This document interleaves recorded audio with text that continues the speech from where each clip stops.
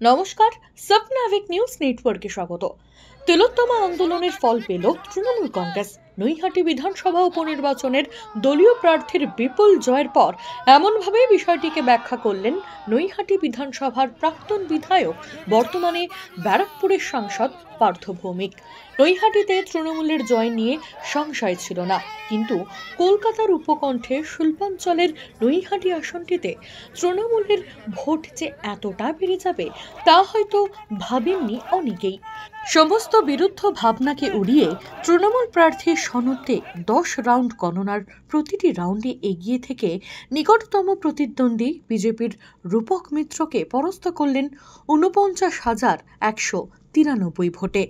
যেখানে গত ২০২১-এর নির্বাচনে পার্থ ভৌমিকের প্রাপ্ত ভোট ছিল ৭৭,৭৫৩ ভোট। এই উপনির্বাচনে সনদদের ঝুলিতে গেছে ৭৮,৬১২ ভোট। পক্ষান্তরে ২০২১ সালে বিজেপি প্রার্থী ফাল্গুনী পাত্রের প্রাপ্ত ভোট ছিল ৫৮,৮৯৮।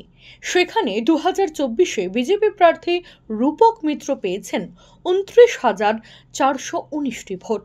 বামফ্রন্ট সমর্থিত সিপিআইএম এর প্রার্থী দেবজ্যোতি মজুমদার পেয়েছেন মাত্র ৭,৫১৪ ভোট এবং জাতীয় কংগ্রেস প্রার্থী পরেশ কুমার সরকার পেয়েছেন ৩,৮৫৪ ভোট। সব মিলিয়ে তিলোত্তমা আন্দোলনের আবহে এই বিরাট জয়কে সেলিব্রেট করতে আনন্দে মাতোয়ারা নৈহাটির তৃণমূল কংগ্রেস কর্মী সমর্থকেরা।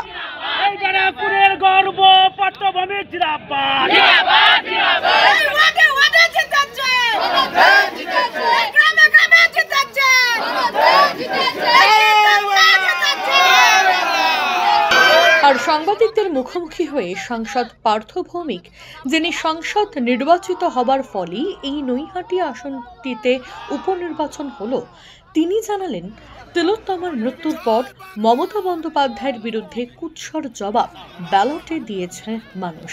আর রাজ্যে এখন কোনো বিরোধী দল নেই, তাদের লড়াই কয়েকটি টিভি চ্যানেলের বিরুদ্ধে। নৈহাটির মহামারী মানুষকে আমি নতজানু প্রণাম করছি। তারা মমতা ব্যানার্জির উপরে আস্থা রেখেছে।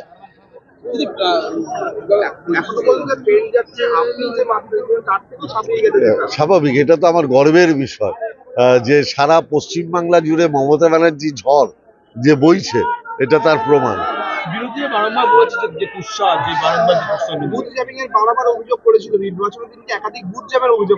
আপনারা তো ঘুরেছেন, আমি তো আপনাদের বারবার বলেছিলাম যে যেখানে ওদের যদি ন্যূনতম অভিযোগ থাকে আপনারা পুরো টিভি মিডিয়া সেখানে চলে যান। ৬-০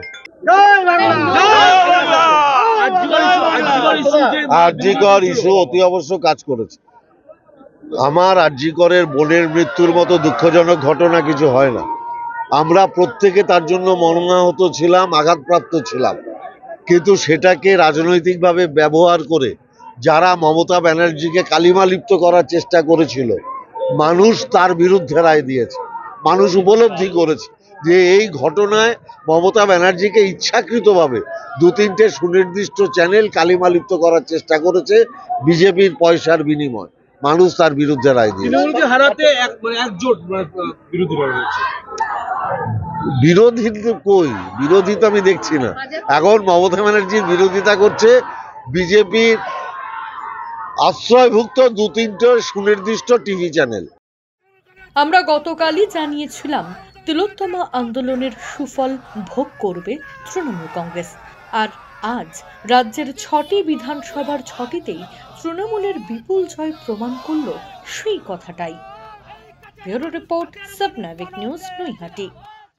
সমস্ত খবরের আপডেট পেতে লাইক করে সাবস্ক্রাইব করুন স্বপ্নাভিক নিউজ। সেই সঙ্গে বেল বাটন প্রেস করতে ভুলবেন না। আপনাদের একটা সাবস্ক্রিপশন আমাদের জন্য অত্যন্ত মূল্যবান। একই সঙ্গে ফলো করুন আমাদের হোয়াটসঅ্যাপ চ্যানেলটিও। জয় হিন্দ।